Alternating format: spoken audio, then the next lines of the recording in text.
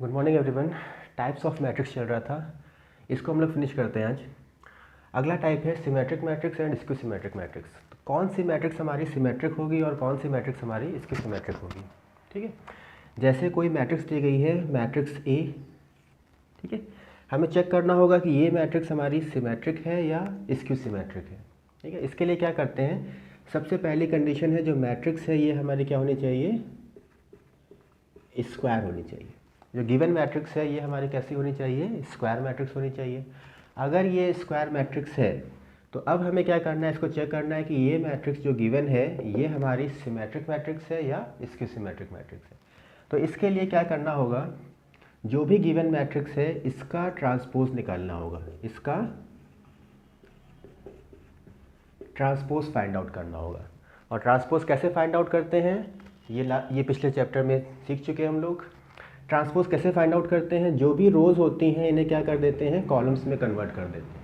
जो भी हमारी रोज़ होती हैं इसे हम क्या कर देते हैं, कॉलम्स में कन्वर्ट कर देते हैं। तो हमें क्या मिल जाता है, अपनी मैट्रिक्स का ट्रांसपोज मिल जाता है। तो पहला स्टेप क्या होगा सिमेट्रिक या स्क्यू सिमेट्रिक चेक करने के लिए, कि मैट्रिक्स हमारी स्क्वायर होनी चाहिए, पहली बात। दूसरी बात, हमें क्या करना होगा, अपनी मैट्रिक्स का ट्रांसपोज निकालना होगा, अपनी मैट्रिक्स का ट्रांसपोज फाइंड आउट करना होगा। इसके बाद थर्ड स्टेप में क्या होगा, हमें चेक करना होगा जो ट्रांसपोज आया हुआ है, जो ट्रांसपोज आया हुआ है इसकी वैल्यू ए के बराबर है या नहीं है। जो ट्रांसपोज मैट्रिक्स है और जो गिवन मैट्रिक्स है, अगर ये दोनों हमारी इक्वल हो जाती हैं तो जो गिवन मैट्रिक्स ए है इसे हम क्या कहेंगे,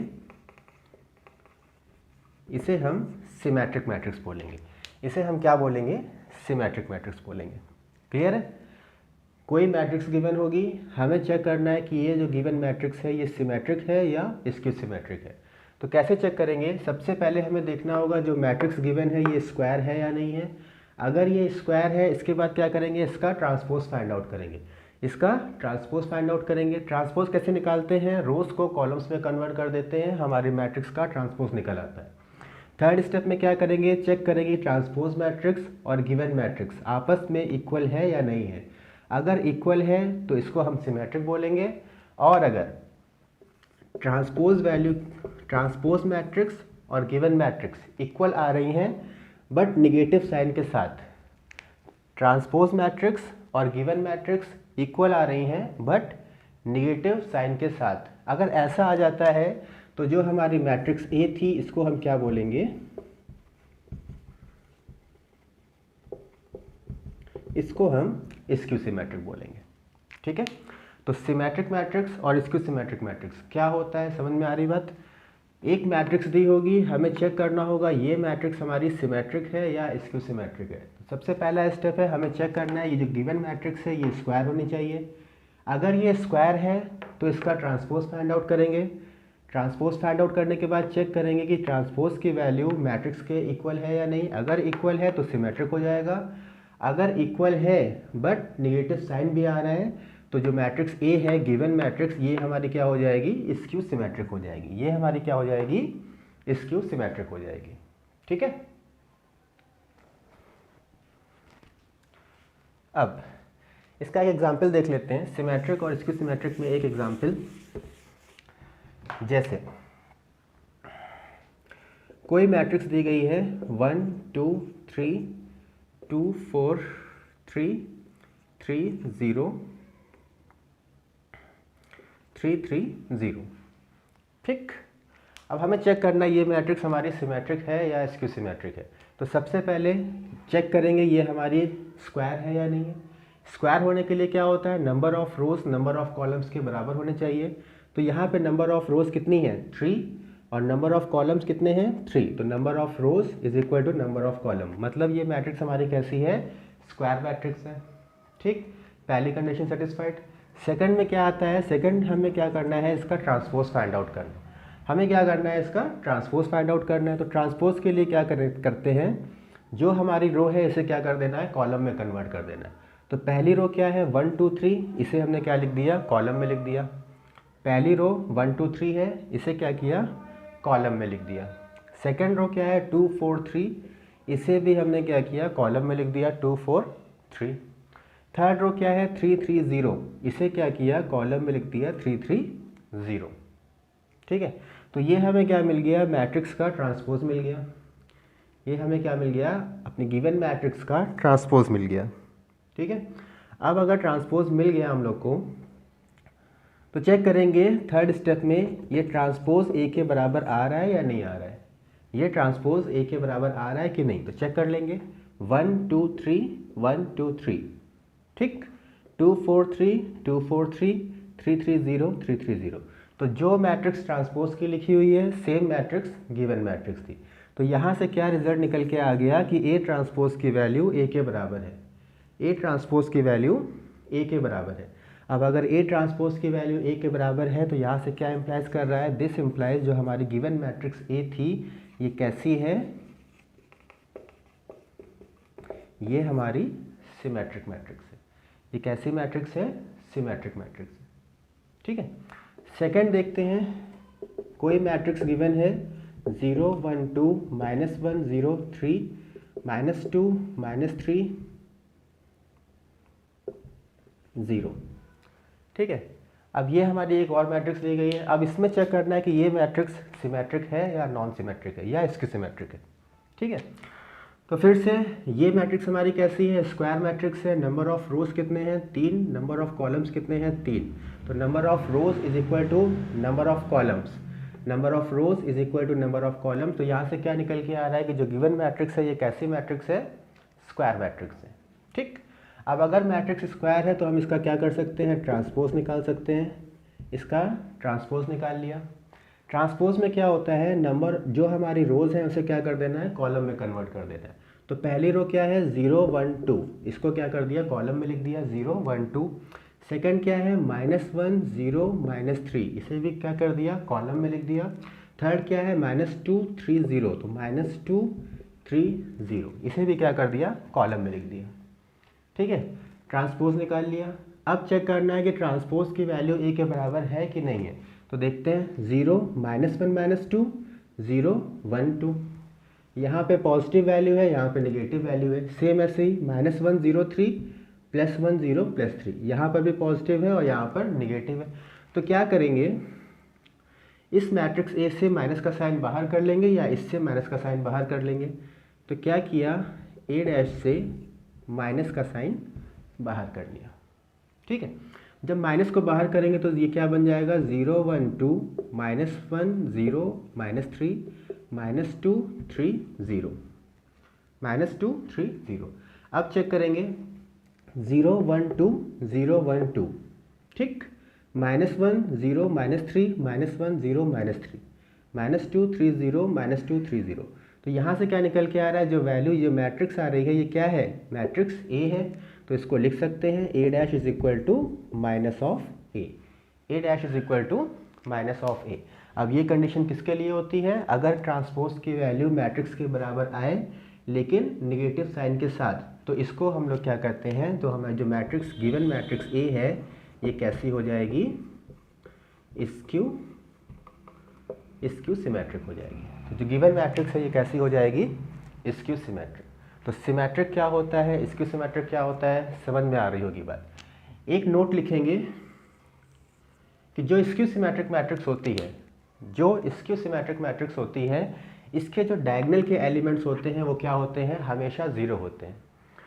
स्क्यू सिमेट्रिक मैट्रिक्स में जो डायगोनल के एलिमेंट्स होते हैं ये हमेशा क्या होने चाहिए, ज़ीरो। अगर ये ज़ीरो नहीं है तो ये मैट्रिक्स स्क्यू सिमेट्रिक कभी नहीं होगी। ठीक है। तो इसको नोट करके लिख लेंगे कि कभी भी कोई भी स्क्यू सिमेट्रिक मैट्रिक्स होती है उसके डायगोनल के एलिमेंट्स हमेशा क्या होने चाहिए, ज़ीरो होने चाहिए। ठीक। सिमेट्रिक में ऐसा कुछ नहीं है, लेकिन स्क्यू सिमेट्रिक मैट्रिक्स है तो उसमें क्या होना चाहिए, डायगोनल के एलिमेंट्स जितने भी एलिमेंट्स हैं सारे एलिमेंट्स क्या होने चाहिए, ज़ीरो होने चाहिए। ठीक। चलिए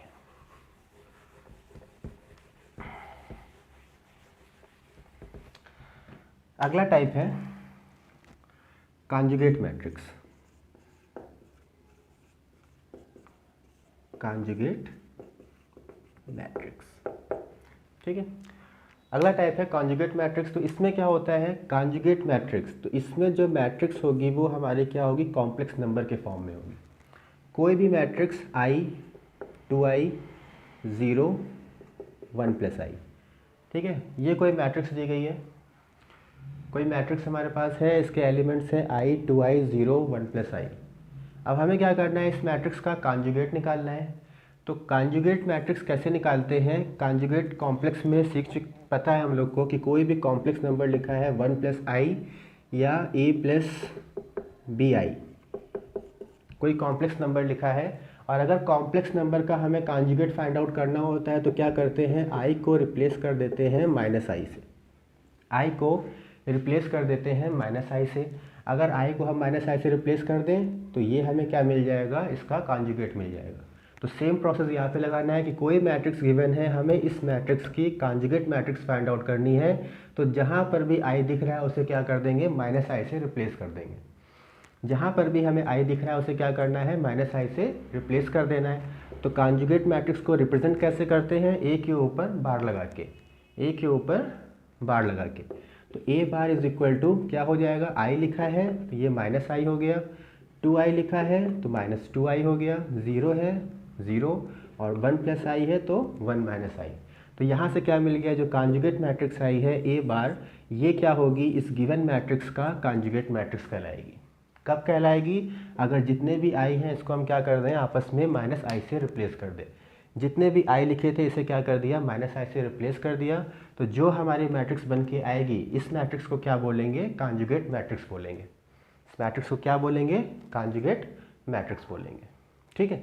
अब इसी तरह से अगर हम इस कॉन्जुगेट मैट्रिक्स का ट्रांसपोज कर दें, इस कॉन्जुगेट मैट्रिक्स का ट्रांसपोज कर दें, कॉन्जुगेट मैट्रिक्स a बार, इसी को क्या कर दें, ट्रांसपोज कर दें। ठीक है। तो ये हमें क्या मिल जाता है, a थीटा मिल जाता है। इसे क्या रिप्रेजेंट करते हैं, a थीटा से रिप्रेजेंट करते हैं। अब हमें क्या करना है, कॉन्जुगेट का ट्रांसपोज निकालना है, कॉन्जुगेट मैट्रिक्स का ट्रांसपोज निकालना है। तो ट्रांसपोज कैसे निकालते हैं, रोज को कॉलम्स में कन्वर्ट करके। तो पहली रो क्या है, माइनस आई माइनस 2i, तो पहली रो हो गई माइनस आई माइनस 2i। सेकेंड रो क्या है, 0 1 माइनस आई, तो सेकेंड कॉलम क्या हो गया, 0 1 माइनस आई। तो ये जो हमें मैट्रिक्स मिल रही है, ये क्या मिल रही है, कॉन्जुगेट का transpose, transpose of any conjugate matrix. इसको रिप्रेजेंट करते हैं a थीटा से। किससे रिप्रेजेंट करते हैं, a थीटा से। ठीक है। तो ये हो गया कॉन्जुगेट मैट्रिक्स और इसके बाद ट्रांसपोज ऑफ कॉन्जुगेट मैट्रिक्स। ठीक है, ट्रांसपोज ऑफ कॉन्जुगेट मैट्रिक्स। ठीक, ठीक।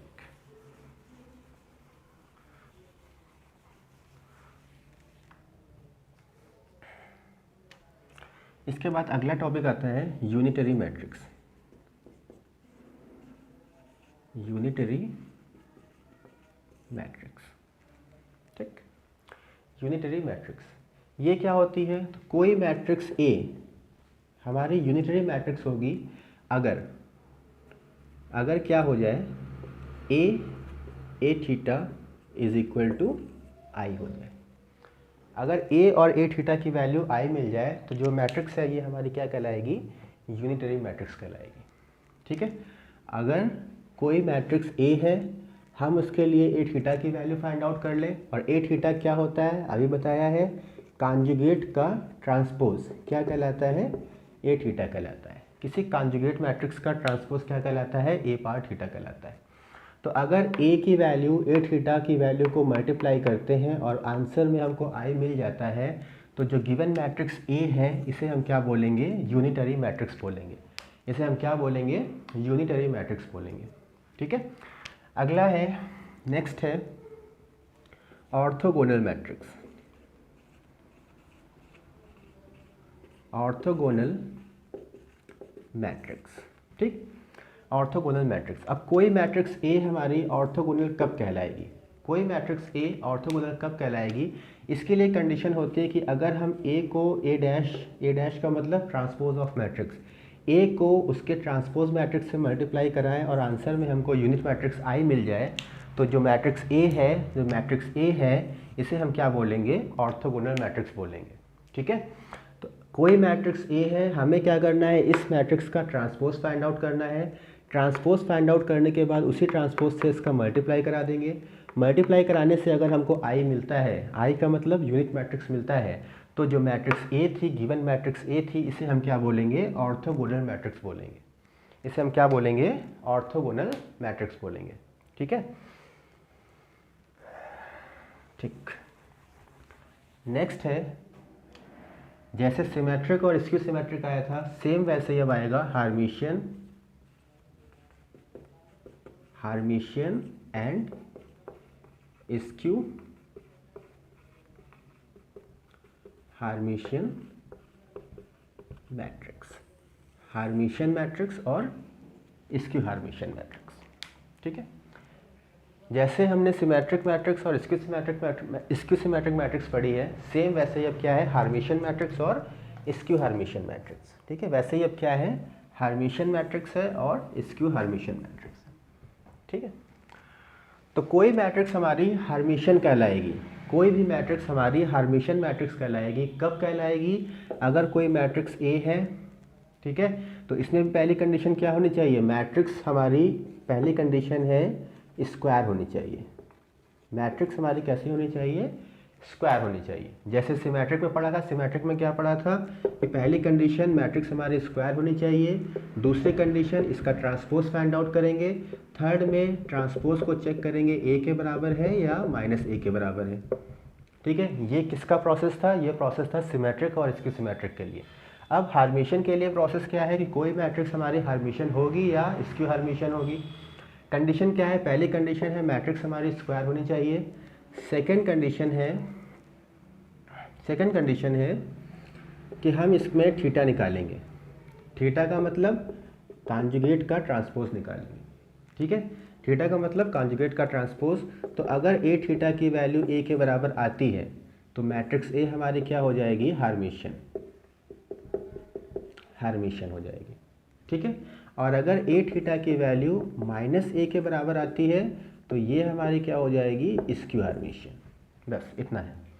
सेम प्रोसेस जैसे सिमेट्रिक और स्क्यू सिमेट्रिक के लिए था, सेम प्रोसेस हार्मिशियन और स्क्यू हार्मिशियन के लिए है। हमें क्या करना है? थीटा निकालना है। ए थीटा निकालेंगे। अगर ए थीटा की वैल्यू ए के बराबर आती है तो ये हमारी जो मैट्रिक्स ए है ये कैसी हो जाएगी? हार्मिशियन हो जाएगी। और अगर ए थीटा की वैल्यू माइनस ए आती है तो जो मैट्रिक्स ए है ये कैसी मैट्रिक्स कहलाएगी? स्क्यू हार्मिशियन मैट्रिक्स कहलाएगी। ठीक है, कैसी मैट्रिक्स कहलाएगी? स्क्यू हार्मिशियन कहलाएगी। ठीक है, अब यहाँ पे क्या था? स्क्यू सिमेट्रिक में जो डायगोनल एलिमेंट्स थे वो क्या थे? ज़ीरो थे। स्क्यू सिमेट्रिक में क्या था कंडीशन के जो डायगोनल के एलिमेंट्स थे वो कैसे थे? ज़ीरो थे। तो सेम यहाँ पर भी कंडीशन बनती है स्क्यू हार्मिशियन के लिए। स्क्यू हार्मिशियन के लिए कंडीशन क्या बनती है कि जो डायगोनल के एलिमेंट्स होते हैं ये क्या होने चाहिए? कॉम्प्लेक्स नंबर होने चाहिए। कॉम्प्लेक्स नंबर होने चाहिए। ठीक है, तो इसके लिए याद रखेंगे कभी भी स्क्यू हार्मिशियन मैट्रिक्स आएगी तो स्क्यू हार्मिशियन मैट्रिक्स के लिए कंडीशन क्या होती है? जो डायगोनल के एलिमेंट होते हैं, ये कैसे होने चाहिए? कॉम्प्लेक्स नंबर होने चाहिए। ठीक है, स्क्यू हार्मिशियन मैट्रिक्स में डायगोनल के एलिमेंट्स क्या होने चाहिए? कॉम्प्लेक्स नंबर्स होने चाहिए। अगर कॉम्प्लेक्स नंबर नहीं है तो वो मैट्रिक्स स्क्यू सिमेट्रिक नहीं कहलाएगी, वो मैट्रिक्स स्क्यू सिमेट्रिक नहीं कहलाएगी। ठीक, तो यहाँ तक थे हमारे टाइप्स ऑफ मैट्रिक्स। अब एक बार सीख लेते हैं इस मैट्रिक्स को प्लस कैसे करते हैं, माइनस कैसे करते हैं, इनटू कैसे करते हैं, प्लस माइनस और इसका मल्टीप्लाई कैसे करते हैं। ठीक, तो एडिशन एंड सब्ट्रैक्शन। ठीक है, एडिशन और सब्ट्रैक्शन कैसे करते हैं? तो इसके लिए पहली कंडीशन है कि जो मैट्रिक्स की ऑर्डर है, ऑर्डर ऑफ मैट्रिसेस क्या होना चाहिए? सेम होना चाहिए। पहली कंडीशन है जितने भी मैट्रिक्स को हमें प्लस या माइनस करना है उन सारी मैट्रिक्स के ऑर्डर सेम होने चाहिए। सारी मैट्रिक्स के ऑर्डर सेम होने चाहिए। नंबर 2 कंडीशन क्या है? नंबर 2 में क्या है कि जितने भी हम प्लस या माइनस करेंगे वो कैसे होना चाहिए? Element to element, element to element. Operation कैसा होगा? एक एलिमेंट से सेम एलिमेंट में होगा। ठीक है, जैसे फॉर एग्जांपल कोई मैट्रिक्स दी गई है 1 2 3 4 और मैट्रिक्स बी गिवन है 0 1 2 4। ठीक है, अब ये दो मैट्रिक्स गिवन है, हमें क्या करना है? इसको प्लस करना है, a plus B find out करना है और a minus B find out करना है। इसमें हमें A plus B find out करना है और ए माइनस बी। तो सबसे पहले देखेंगे कि कंडीशन सेटिस्फाई हो रही है या नहीं हो रही है। सबसे पहले क्या देखेंगे, कंडीशन सेटिस्फाई हो रही है या नहीं। तो पहली कंडीशन क्या है, दोनों मैट्रिसेस की ऑर्डर सेम होनी चाहिए। तो चेक करेंगे, इसकी ऑर्डर कितनी है 2 क्रॉस 2 और इसकी ऑर्डर कितनी है 2 क्रॉस 2। तो दोनों की ऑर्डर कितनी है, सेम है। इसकी भी 2 क्रॉस 2 है और इसकी भी 2 क्रॉस 2 है। ठीक है, तो अब क्या करना है, सेकंड कंडीशन में क्या है, ऑपरेशन कैसा होगा, एलिमेंट से एलिमेंट में होगा। एक एलिमेंट इसका, दूसरा एलिमेंट दूसरी मैट्रिक्स का। ठीक है, तो इसका पहला एलिमेंट क्या है 1 और इसका पहली एलिमेंट क्या है 0। तो यहाँ पे क्या हो जाएगा 1 प्लस 0 और 1 प्लस 0 का मतलब 1। ठीक, इसका दूसरा एलिमेंट क्या है A12 क्या है 2 और इसका एलिमेंट क्या है 1। तो 2 को 1 से ऐड करेंगे, 2 प्लस 1 3। इसका एलिमेंट क्या है 2 1 क्या है 3 और इसका 2 1 क्या है 2। तो 3 को 2 से ऐड करेंगे, 3 प्लस 2 5। इसका एलिमेंट है लास्ट 4, इसका एलिमेंट क्या है 4। तो 4 प्लस 4 क्या हो जाएगा 8 हो जाएगा। तो ऐसे हमें क्या करना है, मैट्रिक्स को ऐड करना है। सेम ऐसे ही सब्ट्रैक्ट कैसे करना है, माइनस कैसे करना है, पहला एलिमेंट पहले एलिमेंट के साथ, तो 1 माइनस 0 1। दूसरा एलिमेंट दूसरे एलिमेंट के साथ 2 माइनस 1 1। तीसरा एलिमेंट तीसरे के साथ 3 माइनस 2 1 और last element 4, last element 4, 4 minus 4 0। तो यहाँ से हमें a माइनस बी मिल गया, यहाँ से हमें a प्लस बी मिल गया। तो मैट्रिक्स को कैसे प्लस करना है, कैसे माइनस करना है। ठीक है, ये बात समझ में आ रही है, कैसे उसको प्लस करेंगे और कैसे उसको माइनस करेंगे। ठीक, अब देख लेते हैं जब मैट्रिक्स का मल्टीप्लिकेशन कैसे होता है, किन्हीं भी दो मैट्रिक्स को हम कैसे मल्टीप्लाई करते हैं। मैट्रिक्स का multiplication, matrix multiplication. Matrix multiplication में भी हमारे पास दो मैट्रिक्स होंगी। पहली कंडीशन क्या है मैट्रिक्स मल्टीप्लिकेशन के लिए, कंडीशन है कि number of column of first matrix किसके बराबर होनी चाहिए, number of rose of second matrix. ये पहली कंडीशन है। क्या है कि जो पहली मैट्रिक्स है इसके कॉलम दूसरी मैट्रिक्स के रो के बराबर होने चाहिए। अगर ऐसी कंडीशन सेटिस्फाई होती है तभी मल्टीप्लिकेशन पॉसिबल होगा। अगर ये कंडीशन सेटिस्फाई नहीं होती है तो मैट्रिक्स मल्टीप्लिकेशन पॉसिबल नहीं होगा। क्या है कंडीशन, जैसे मान लो मैट्रिक्स ए हमें गिवन है 1 2 3 4 5 6। ठीक है, इसकी ऑर्डर कितनी हो गई 2 क्रॉस 3 हो गई। और दूसरी मैट्रिक्स हम लोग को गिवन है 1 2 3 4। दूसरी मैट्रिक्स गिवन है 1 2 3 4। ठीक है, इसकी ऑर्डर कितनी है 2 क्रॉस 2। तो कंडीशन क्या बोल रही है, कंडीशन है कि number of columns of first matrix, पहली मैट्रिक्स का कॉलम दूसरी मैट्रिक्स के रो के बराबर होना चाहिए, दूसरी मैट्रिक्स के रो के बराबर होना चाहिए। तो यहाँ पे 3 लिखा है, यहाँ पे 2 लिखा है, यहाँ पे 3 लिखा है, यहाँ पे 2 लिखा है।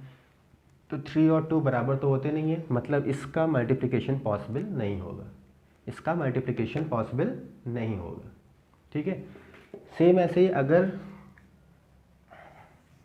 मैट्रिक्स ए हम लोग को ये गिवन है और मैट्रिक्स बी गिवन होती 1 2 3 5 0 0 5 0 0। अब इसमें ऑर्डर देखते हैं, नंबर ऑफ रोज कितनी है 3, नंबर ऑफ कॉलम्स कितने हैं 2। तो यहाँ पे कॉलम 3 रो 3, 3 और 3 आपस में बराबर हो गए, 3 और 3 आपस में बराबर हो गए, मतलब ये कंडीशन सेटिस्फाई कर रही है। कंडीशन सेटिस्फाई कर रही है मतलब इसका मल्टीप्लिकेशन पॉसिबल है। कंडीशन अगर सेटिस्फाई कर रही है मतलब इसका मल्टीप्लिकेशन पॉसिबल है। ठीक है, अब मल्टीप्लिकेशन कैसे करेंगे, ठीक है, इसको देख लेते हैं। दो मैट्रिक्स को आपस में कैसे मल्टीप्लाई करना है इसको देख लेते हैं। मान लिया पहली मैट्रिक्स लिखी है 1 0 1 2 2 1। ठीक, और दूसरी मैट्रिक्स हम लोग को गिवन है 0 1 2 0 0 0 1 1। ठीक है, और 1 2 3। ठीक है, ये हमारे पास कोई मैट्रिक्स है। तो इसका ऑर्डर कितना है 2 क्रॉस 3 और इसका ऑर्डर कितना है 3 क्रॉस 3। इसका ऑर्डर कितना है 3 क्रॉस 3। तो हमें क्या देखना है, इसका लास्ट का टर्म और इसका पहला टर्म, इसका कॉलम और इसका रो आपस में बराबर होना चाहिए।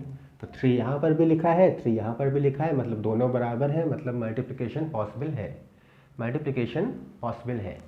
अब अगर मल्टीप्लिकेशन पॉसिबल है तो मल्टीप्लाई करेंगे कैसे, मल्टीप्लाई करेंगे पहली मैट्रिक्स की रो उठाएंगे, पहली मैट्रिक्स की रो उठाएंगे, इसका मल्टीप्लाई करेंगे दूसरी मैट्रिक्स के कॉलम के साथ, दूसरी मैट्रिक्स के कॉलम्स के साथ, और आंसर लिखेंगे रोज़ में। ठीक है, केवल इतना याद रखना है। क्या क्या याद रखना है, पहली मैट्रिक्स की रोज़ को उठाएंगे, दूसरी मैट्रिक्स के कॉलम्स में मल्टीप्लाई करेंगे, और आंसर हम लिखेंगे रो वाइज लिखेंगे आंसर। ठीक है, तो चेक करते हैं कैसे करना है। A dot B, A dot B, ठीक है, क्या है, पहली मैट्रिक्स का रो, दूसरी मैट्रिक्स का कॉलम, मल्टीप्लाई कर देंगे पहले को पहले के साथ। 1 इंटू 0 क्या हो गया, 0 हो गया, 0 इंटू 1 क्या हो गया, 1 हो गया, 1 इंटू 0 क्या हो गया, 0। तो रो को उठाया, कॉलम से मल्टीप्लाई किया और रो में लिखा। ठीक, अब इसी तरह सेकंड कॉलम के साथ आ जाएंगे, 1 का मल्टीप्लाई 1 के साथ 1 हो गया, 0 का मल्टीप्लाई 2 के साथ 0 हो गया, 1 का मल्टीप्लाई 1 के साथ 1 हो गया। तो सेकंड कॉलम भी हो गया। थर्ड में क्या है, 1 का मल्टीप्लाई 2 के साथ, 0 का मल्टीप्लाई 3 के साथ और 1 का मल्टीप्लाई 1 के साथ। तो रोज़ का मल्टीप्लाई कॉलम्स में किया और रोज़ में लिखा। ठीक है, सेम ऐसे ही हम क्या करेंगे, सेकंड रो पे आ जाएंगे, 2 का मल्टीप्लाई 0 के साथ 0, 2 का मल्टीप्लाई 1 के साथ और 1 का मल्टीप्लाई 0 के साथ। सेकंड कॉलम में 2 का मल्टीप्लाई 1 के साथ, 2 का मल्टीप्लाई 2 के साथ, 1 का मल्टीप्लाई 1 के साथ, 2 का मल्टीप्लाई 2 के साथ 2 3 1 1। ठीक है, अब इसको सिंप्लीफाई कर लेंगे, हमें क्या मिल जाएगा, A इंटू बी मिल जाएगा, 1 2 2 7 और 3 11। ठीक है, 2 क्रॉस 3, 2 क्रॉस 3। तो ये जो मैट्रिक्स आई है ये क्या हो जाएगी, मैट्रिक्स A और मैट्रिक्स B का मल्टीप्लिकेशन हो जाएगी, मैट्रिक्स A और मैट्रिक्स B का मल्टीप्लिकेशन हो जाएगी। ठीक है, ये बात याद रखना कि ये जो लास्ट टर्म है इसके फर्स्ट टर्म के बराबर होना चाहिए। अगर ये बराबर है तभी मल्टीप्लिकेशन पॉसिबल है, अगर ये बराबर नहीं होगा तो मल्टीप्लिकेशन पॉसिबल नहीं होगा। और जो हमारा आंसर आएगा वो क्या आएगा, जो बच गया है, क्या बच गया है, 2 बचा है और 3 बचा है, मतलब जो हमारा आंसर आएगा वो कैसा आएगा, 2 क्रॉस 3 के फॉर्म में आएगा। चेक करते हैं, 2 क्रॉस 3 आ रहा है, मतलब जो बच रहा है वो हमारा आंसर हो जाएगा और जो बराबर होना चाहिए वो कैंसिल हो जाएगा। तो ये है मैट्रिक्स मल्टीप्लिकेशन। मैट्रिक्स मल्टीप्लिकेशन में एक नोट लिखेंगे कि कभी भी ए बी की वैल्यू बी ए के बराबर नहीं होती, A B not equal to B A होता है। ठीक है, A B not equal to B A होता है। ठीक, तो आज इतने ही रखते हैं। नेक्स्ट टर्न पे इसमें इन्वर्स कैसे निकालते हैं, इसके एप्लीकेशंस को चेक करते हैं। मैट्रिक्स में एप्लीकेशन क्या है, मैट्रिक्स में कोई मैट्रिक्स गिवन होगी उसका इन्वर्स कैसे फाइंड आउट करते हैं। ठीक है, इन्वर्स निकालने के कितने प्रोसेस हैं, उन सारे प्रोसेस को देखा जाएगा।